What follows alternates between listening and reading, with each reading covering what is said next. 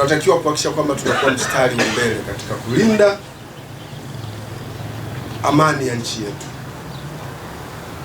Kamwe tusifumbie macho vitendo vya uhalifu na kuruhusu matukio ya uvunjifu wa amani, kwa sababu amani ya nchi yetu ni tunu ya taifa letu. Wenye viti wa serikali za mitaa na watendaji, ninyi, serikali inaanzia huko kwenye mitaa, serikali inaanzia huko kwenye vijiji.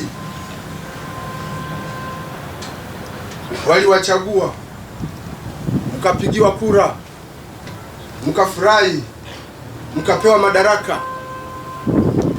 Zangu, madaraka mliopata kupitia zile chaguzi zilizofanyika, yale madaraka ni mzigo.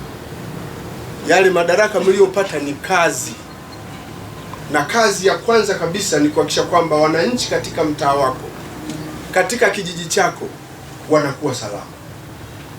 Huwezi kuwaletea wananchi wako maendeleo kama usalama haupo, au sio? Huwezi kuongelea maendeleo, kwa sababu wananchi kama hawezi kwenda kwenye dispensary kwa ajili ya kupata tiba akiwa anaogopa vibaka, hiyo dispensary itakuwa inatija?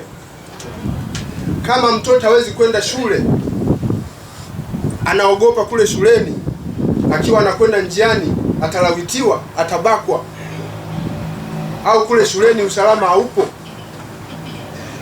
atabakwa pengine na walimu wasiokuwa na maadili, au sio? Ataenda shule? Hawezi kwenda.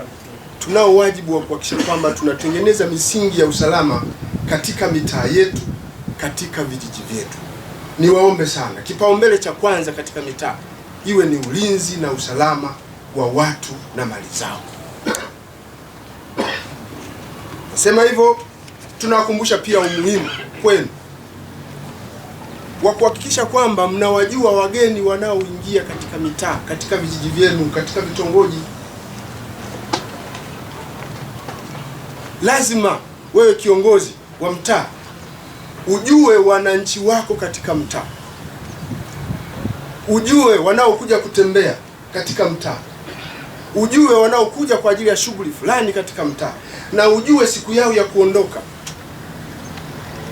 Katika mitaa mingi watu wanajiishia tu, kuna wahalifu wako kule, wanapanga, wanaratibu vitendo vya kihalifu. Mwenyekiti wa serikali ya mtaa upo, umetulia. Nawakumbusha kuhakikisha kwamba mnawatambua wananchi wenu na kuchukua hatua za haraka kwa wale ambao mnawabaini ni wahalifu katika mitaa, ni wahalifu katika vitongoji. Lakini kwa wale ambao mnawabaini pia sio Watanzania, watolee taarifa kwa mamlaka zinazohusika. Jeshi la polisi tupo, idara ya uhamiaji wapo, toeni taarifa ili waweze kuchukuliwa hatua. Tuna wajibu wa kutambua pia watu ambao mienendo yao ndani ya mitaa haifai, wanalenga kuvuruga hii niliyoita tunu ya taifa letu, ambayo ni nini? Amani, au sio? Ni wajibu wetu kuwatambua na kuchukua hatua.